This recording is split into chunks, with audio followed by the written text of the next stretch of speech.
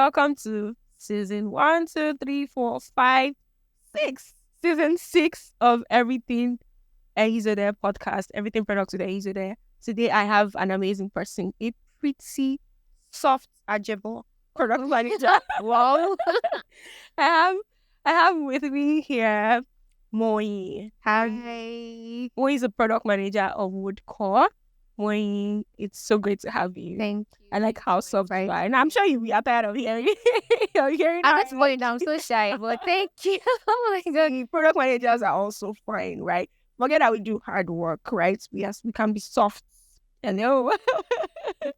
So yeah, Moyi, it's so great to have you. Thank you. And you look amazing, so thank you. I love your outfit. Oh, Totally digging it. thank you. I wanted to give some Gen Z vibes. I feel like we're matching. So, Yeah. So tell us about you, Moyi. all right. Hi, guys. Thanks for having me. So, like she mentioned, my name is Moyin Sobowale, and I'm a product manager.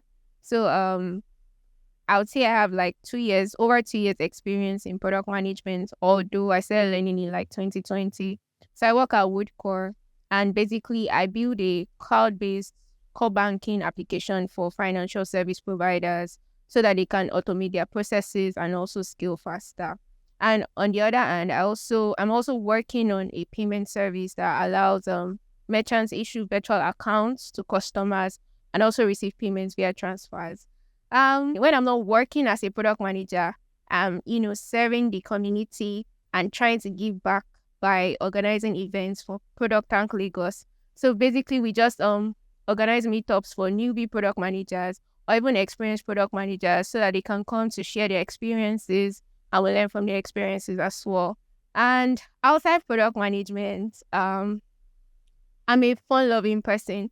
So it's either I'm hanging out with friends or watching movies, or maybe just at home on a weekend watching Formula One, because I'm a big Formula One fan. And I love to say this a lot. Like, I think it's like one huge part of my personality. So I love Formula One a lot. I stumbled up on it on Netflix.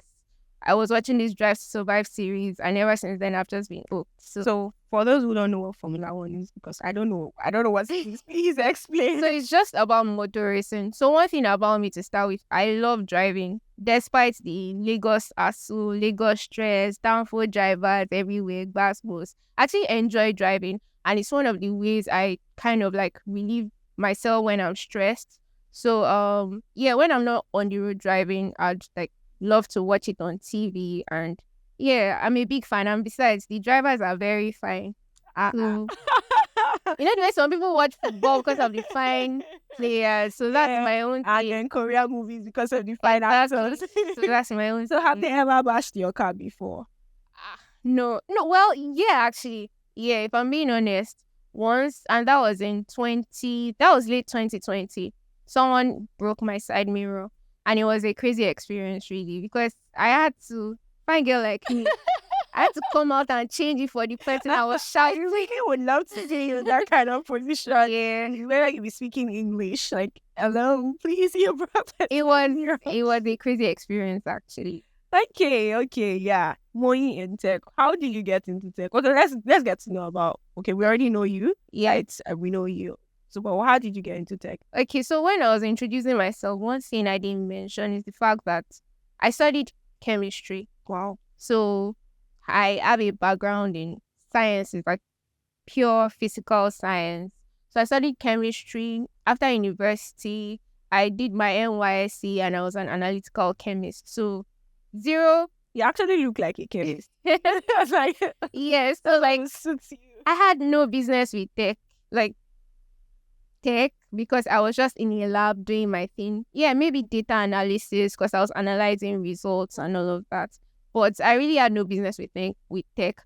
But glory to God, there was the pandemic and we were all stuck at home. So I couldn't go to the lab. I couldn't do any experiments from my house.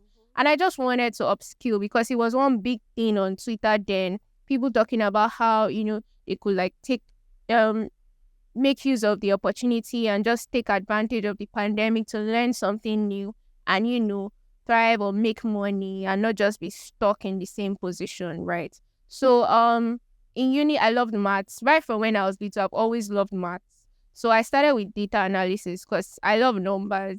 And at first, I thought I was actually going to be an accountant. It's even funny now that I'm working in tech and I'm building a product for like the finance guys to make use of. So I love numbers. So that drove me to data analysis to start with. I took a course and it was going well until Python started biting me. Python literally beats you. No. So I just felt like the pressure was too much for me at that time because I was new to everything and I was kind of intimidated, if I'm being honest. And that's because I met like other amazing people. And so the boot camp I actually enrolled in, finally, was like a scholarship for West Africans. So it was not just only Nigerians. They were amazing people from other countries that I actually met. And it was almost intimidating because I was meeting people with computer science background. I'm just here with my chemistry. And they are able to do Python. They're able to do SQL and all those things. And I just dropped out because it was too much for me. And so I decided to like just think of something else to do or maybe just look out for something else to do. I was considering front-end engineering, back-end. I'm like, no, maybe try something else. Like there should be more to this tech thing aside even the coding aspect because I'm sure there are other people that are doing well in tech and you don't have to code. So luckily for me, I was on Instagram one day and I found one pretty lady. Okay. Yeah. Like you. So can I mention names? Yeah, sure. So it was actually Shion Rushewe. So I saw Shion Rushewe's Instagram profile and I realized that she was a product manager. Then funny thing is she's now a cybersecurity expert, but then she was a product manager. I think at I can't remember the company now. But I was just very interested in what she was doing. So I went on her LinkedIn and I tried to see like the courses she had taken or how she got to that stage. So aside, I also saw some other amazing people. And so one thing I like to do is when I like you, when I'm interested in you, I'll follow you on Twitter. I'll go to your LinkedIn. I'll see the courses you've taken. And I'll try to see if I can also take that course just to get to the stage where you're currently at. And, just so that I know so that I'm sure that I know what I'm actually doing. So yeah, I got to LinkedIn and I saw the courses. There was someone else too. I saw a particular product bootcamp. So I decided to enroll. I literally pitched to my dad. I was like, okay, please pay for this course for me. Because right now I'm at home. Of course, I can't go to the lab, but I want to just explore, try something new. I don't want to do, I don't just want to be stuck at home doing nothing. Just pay for this course and let's see how it goes really. So I enrolled in a product management bootcamp, that's Product Dive. And it went well. I actually enjoyed it. I liked the fact that there was more to tech because before then, I used to think tech was just all about coding. So I liked the fact that there was more to tech aside coding. There were people that were actually, providing requirements for the products that were being built.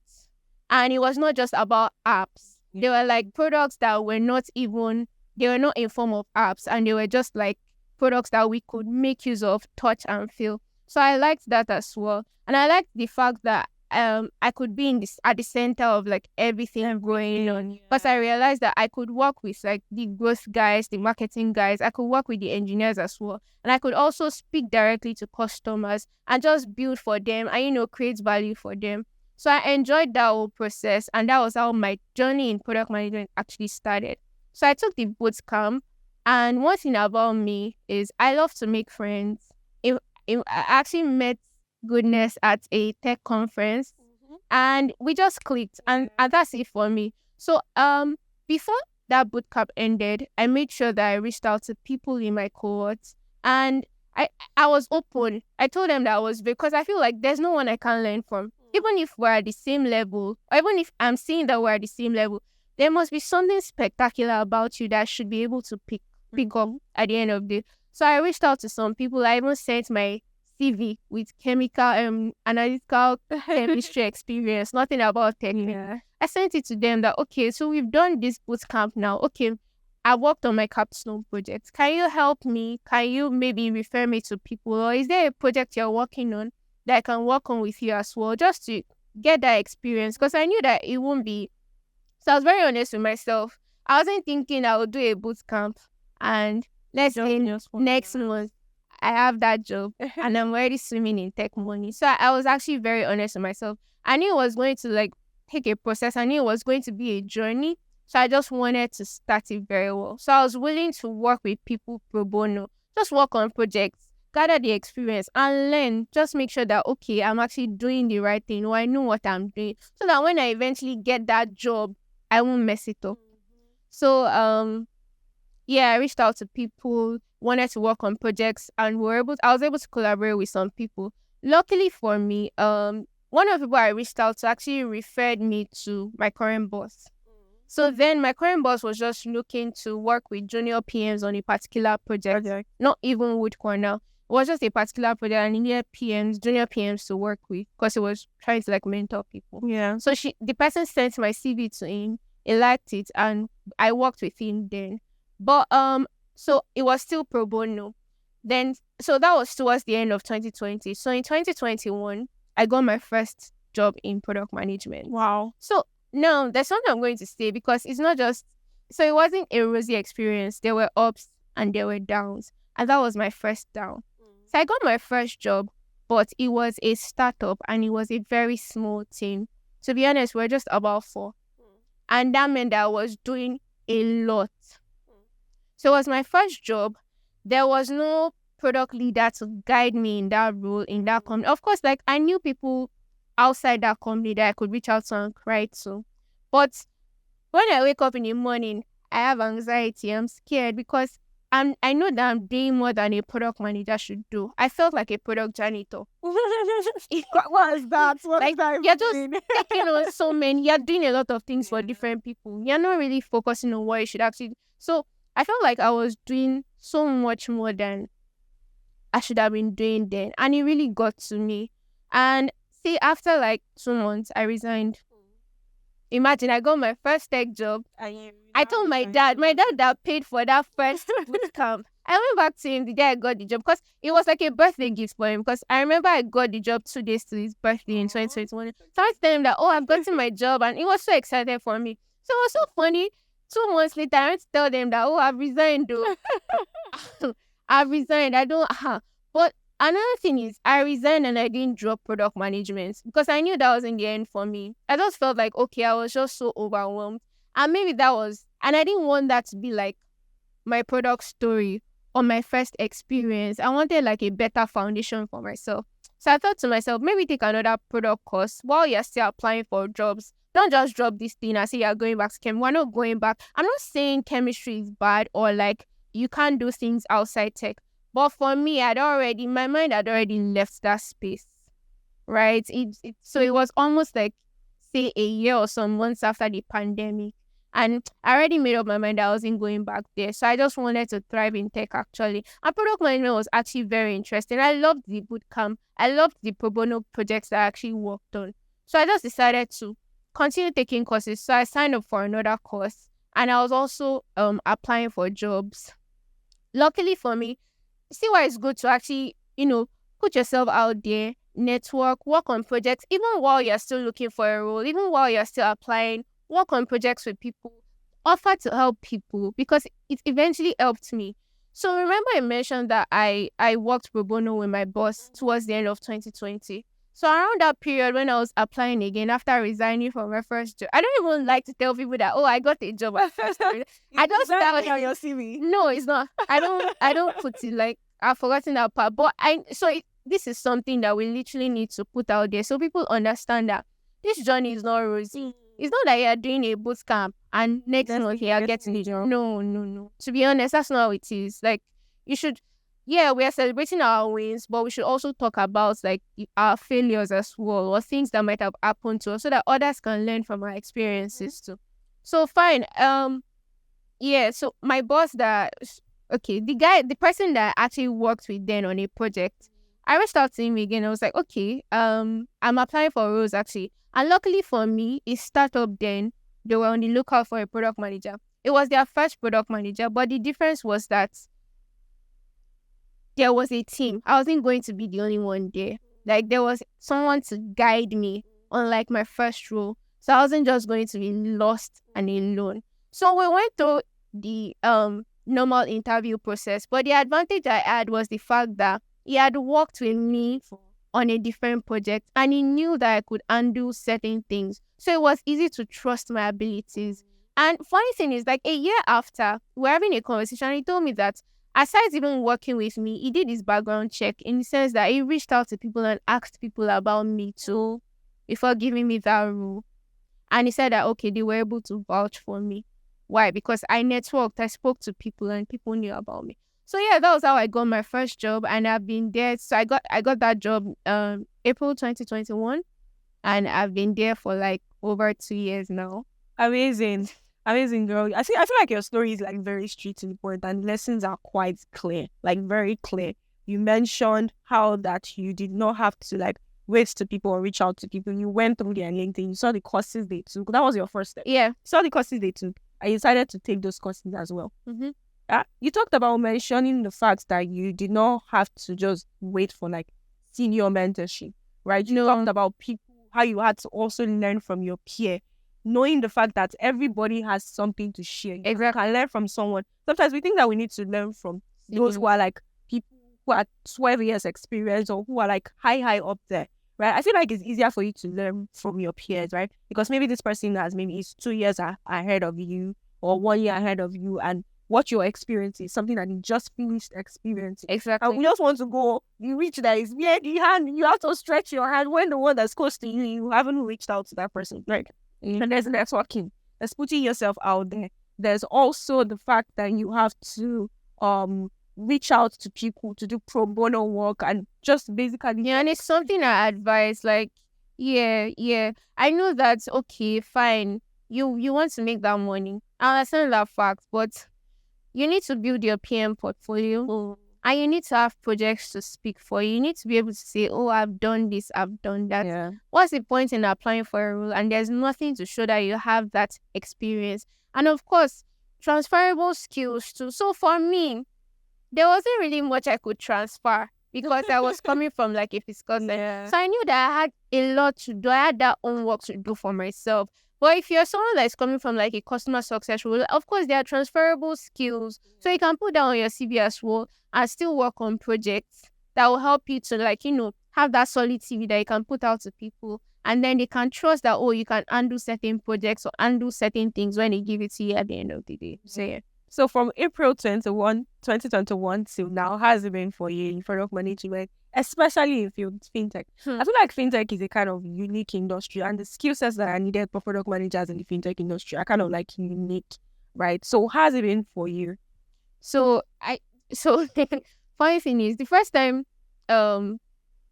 someone asked me this question, I jokingly said, it's been shaky. Like, I just jokingly say that. But to be honest, it's been a roller coaster. It's been interesting, actually, because before I joined the fintech industry, I've always wondered how my money moved, how these banks I've just always wondered how they operate, why certain things happen. And sometimes I actually understand, I understand where certain things happen now, and I'm not quick to insult them because there might be an issue with leaves or there might just be something wrong somewhere. So I get to know and actually understand. So it's been an interesting journey, actually. To be honest, when I first got my role, one thing I struggled with was domain knowledge. So it's fintech. You're building for the finance industry. You literally need to understand the fintech register, like the finance register. You need to understand some banking processes. Regulations. Exactly, regulations. There are a lot of things you need to learn. So I was actually on a steep learning curve for a while. It took me a while to act, and the product I was building wasn't a B2C product. It wasn't just a normal savings platform. Yeah. It was literally a platform for businesses, for banks to use in their own operations, meaning I needed to understand banking processes in order to build that product for you had no banking experience. Exactly. So it took a while, but one thing is, I was able to learn from my teammates. I knew I could not do it alone. I was able to... One thing about me is I'm very vocal about my challenges. If I don't understand something, I'm reaching out to you. Even if you're like a technical support person, I'm going to reach out to you because you also got this job. That means you know what you're doing too. So I had to speak to different people, speak to different people to just understand certain things about the product. And that has helped me in building actually. And the funny thing is I'm still learning because like there are just different challenges every day, different bars every day. They're changing. I feel like if you work in fintech, you need extra stamina and extra. No, because you can just wake up, say you can go to bed now, tomorrow morning there's one new regulation out there. So yeah, it's crazy. But then I battled with domain knowledge. Now I understand certain things. So it's not as crazy as it was before. I'll put it that way. Yeah. So what is the current challenge? Okay. So the current challenge is, so it still has to do with like the I'll say the economic factors, in the sense that things get to change and you have to now maybe re-strategize, come up with another way to build certain features. So that's like a current challenge that you really have no power over, because you can't dictate what regulation is going to come out anytime soon. What you can actually do is to have that foresight and just try and predict, think of the future. Okay, if something so and so happens this way, how can we, make prepare? Yeah, how can we reposition the product, and how can we make preparations for something like this so that it doesn't eat us negatively at the end of the day? So that's one. Another challenge. Okay, it's better now. Initially, it was worse, but it's better now. But I'll speak on it. So I know another challenge a lot of people face, including me, has to be the tech stack. So some people believe for you to be a product manager, you must know how to code. To an extent, it's true and it's not also true. I won't say you must know how to code, but you must have like basic understanding of like what the engineers are doing. If not, they will run you streets. They always run people. It will run you streets. So like, yeah, having that basic understanding helps. At first, I did not have that. Like, everything was still new to me, to be honest. I could only rely on like a senior dev to be on a call with me. So if somebody is telling me one lie, he's there to like challenge the person. So now, to an extent, I understand certain things. I even prefer solutions. Or I'm like, have you done this way? Do you want to maybe check this? Do you want to look at this log? Or do you just want... So now I'm able to speak with them. And I've been able to also build like rapports with my engineering team at work. So it's not like, okay, she doesn't know what we're saying, so we're just going to say anything. They know that I understand certain things now. And I'm even able to contribute even when they're like, what do they call that word? When they're debugging.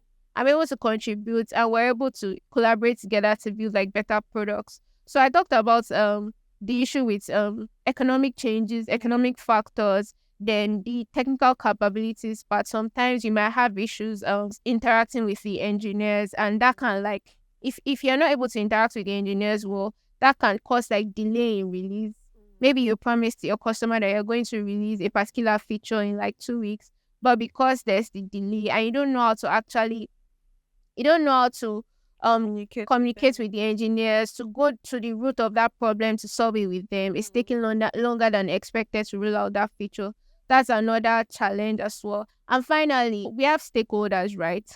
And there are cases where even if everybody understands like the product's vision, the product's goal, the company's goal, we might have cases where you have like different stakeholders with conflicting opinions or conflicting priorities. So how to balance that to build what the customers actually, because customers have what they want to, and there are also people internally that are saying, oh, let's do this. Yeah. So how to balance that to ensure that you're creating value for the customer and you're also tying that value back to the company's goal so that the company is growing at the end of the day is one thing that has been a challenge, but I've been able to navigate. And finally, backlog. So they're like, we're human beings. Human beings are insatiable in the sense that you keep getting requests from customers. How we prioritize the backlog. Exactly. I'll tell you one trick I learned. It's funny, but it's a good trick. And it was from, so I was having a conversation with a product leadership coach some weeks back. And she told me, to be honest, if there's so many things in your backlog, prioritize the ones you can. And the ones you feel like they've been there for, like, see, it's funny that you can have some items in your backlog for over 2 years, for about 1 year. Trust me. Yeah. I can relate. Yeah, so those ones that have been there for like a while, it's okay to delete them from the backlog. focus on the important issues at hand, or the ones that you think might cause issues for your customers in future. Focus on those ones. If there's an issue that has been there for over 2 years and has not been solved, that means it's not important right now. And eventually when it gets important, it will still come back to the backlog, and you can add it at the top of your backlog again. So now you're able to manage your backlog, and you don't have so many issues in your backlog, and you're not just worried that, oh, I don't know what to prioritize, I don't know what to work on next. So yeah. There's a lot of strategy that I see that you do as a product manager in like the fintech industry. It's like you're thinking, there's like foresight in case on I feel like regulation. I'm so sorry.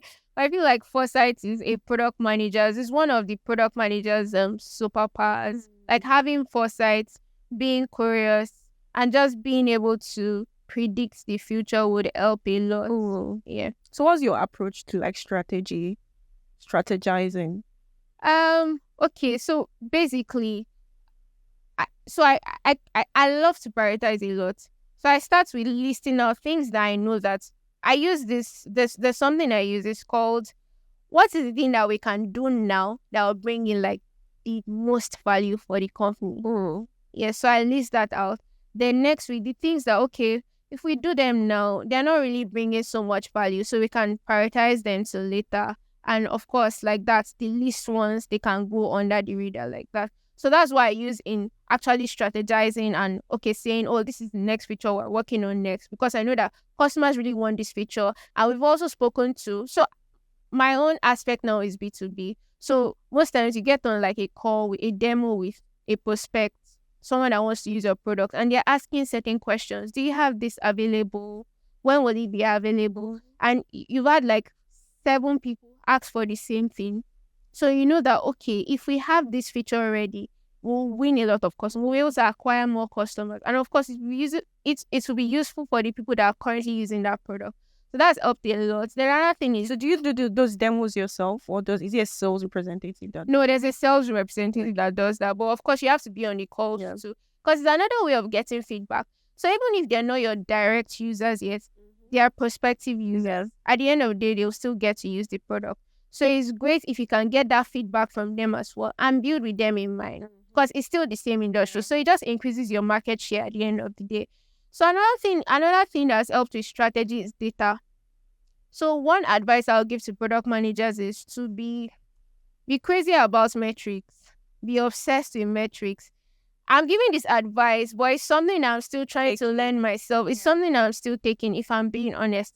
But data analysis will help you go a long way. I've heard it in like so many, I've like listened to so many talks, I've listened to so many shows where people have said it. I've even read newsletters with the same saying. So yes, data analysis will help you, because with data, you get to track your product's performance. You get to see how people are using certain features. And if you notice that, okay, a feature is not currently used the way you expect it to be used, you can go back to the drawing board. You can go back to the engineering team to, reiterate and build a better product. So there's this it's a slang of a common product community. Iterate until awesome. Yeah. So you keep going back to, keep working until you have like there's no perfect product really, because you still have to keep building. But with data, you're able to measure your performance. You're able to see how people are using your product. You're able to see how you're even like delivering impact and value to people. And that helps you. If you're not doing as you expect, you can go back to the drawing board to like improve certain things about your product and build a better feature. So yeah, I think, that has also helps me strategize like better. So what are your processes like on an average day? What are you doing? Okay. So what does my day-to-day look like? Sorry, I'm talking a lot. Okay, so 9 o'clock you have to do the stand-up, right? Because it's an agile team. And of course, we do the daily stand-up. So you speak to engineers, get feedback. Not only engineers, we have the product stand-up, we also have the support stand-up and engineering stand-up. So just get feedback from everyone on the team, know what they did yesterday, what they plan to do today, and if they have blockers. If people have blockers on that call, the next step is to try and resolve blockers for them. So like after the stand-up call, you're thinking of how you want to resolve blockers. If everything is fine, you're thinking of how you want to communicate with customers as well. Then stakeholder management is key. Customer management is key. I'm not talking about the internal stakeholders now. talking about the external, External. the external stakeholders. So you need to communicate with them, let them know that certain things are still being worked on. Manage their expectations so you don't have angry customers and you don't end up getting bad reviews at the end of the day. So that's one of the things that I do. Then a product manager is constantly updating user stories and the requirements, acceptance criteria, because maybe you set out to work on something, but after looking into it and critically thinking about it, you realize that okay, it's better if we do this a certain way. Yeah, and you have to go back to update the user story or even the acceptance criteria. So how does that affect development? Let's say we're already working on this particular feature, right? And then this is what the initial scope that we worked on, and then later into development you go back and then change it. I'm thinking that it there's throws them back off and forth. Yeah. But it's better if we're able to solve that during the development phase than when it gets out than when it is launched and we're having issues or customers start complaining that okay, this isn't what we exactly wanted. Yeah, I know you're constantly communicating with customers just to better understand their pain points, put yourself in their shoes and really get what they want. So it's better to, at the end of the day, you might have to extend the planned dates for release so that you are pushing out a better product than just push, okay, instead of saying, oh yeah, I get it, because you need to also have empathy for the guys internally, not only for the customers now, because you don't want to throw them off balance, right? But I believe it's better if you need to make that adjustment and you feel like it's not something that you can push out, they're using and you go back to. Yeah, because it's in two steps. They can build something, push it out, then you go back to work on it again. Fine. But I feel like it's something that might break, let me use that word, break production. Mm-hmm. It's better to solve that issue once and for all before it gets out. So yeah, that's when you now have to change requirements or even, update user stories, put it in that way. So aside doing that, constantly communicating with clients and also constantly communicating my day-to-day now, constantly communicating with the guys internally as well, following up on tasks that are currently being worked on, also following up with designers as well, and even people I report, because I report to, at my office, I report to the CEO and also the CEO, so constantly communicating with them too. So that's what my day-to-day looks like. And there's something we do at my company, I don't know if they do it at other places, but I have this checkout call.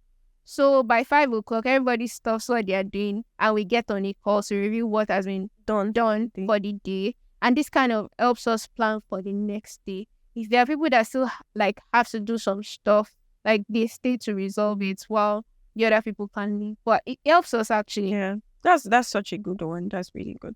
So what are the unique skills that you think that product managers specifically in fintech need? Okay.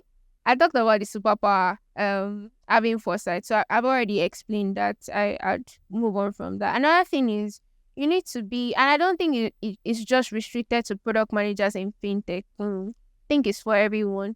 You need to be a good communicator. And you need to also, you need to be a good communicator, and this will branch out to being a good storyteller too. Because if you can't communicate well, how do you then collaborate with the guys internally? Your other team members. How do you bring clarity and conviction to the team? How do you help them understand the product's vision, the product's goal? And how do you even motivate them to, build a good product for your customers? So you need to be able to, tell that story of the product, communicate well with the people you're working with so that you have the best product out for your users. That's one. Another thing is stakeholder management. And I'm looking at it from, let me just say customer management. You need to be able to communicate. It's in two forms. You need to have empathy. And you also need to be able to manage the expectations very well. Because for fintech, you can't, there are a lot of things that really go on that can throw, they can throw a product off balance if you're not careful. So you need to be able to constantly communicate with your users. You need to constantly communicate with your users. Put yourself in their shoes. Feel for them. So think of it this way. If it was me that I was using this product and this thing happened to my money, how will I feel? So with that in mind, you know that, okay, you need to, if it's to constantly do periodic check-ins, just to communicate with them so that they know that, oh, there are humans behind this product too. Nobody's running your no. I'm just trying to solve your Yeah, I think that does a lot for like fintech because you're dealing with people's money. Yeah, You have to affirm that fact. because I read something funny. Someone was like, most of these fintech companies, we don't even know like their physical locations. So if something happens to my money, where do I want to walk into? So yeah, you need to let them know that there's a human that's actually working. It's not a robot though. They're actually humans. You can connect with us. We can build a rapport and all of that. Especially when they're like, there's a delay in a release. Say you were supposed to release a feature for a particular microfinance bank to help them automate their processes. But there's been a delay. You need to be able to communicate with like important stakeholders from the other end so that they know what's going on and they are not just left in a limbo, wondering why this has not been released and they're not frustrated. So that's another thing.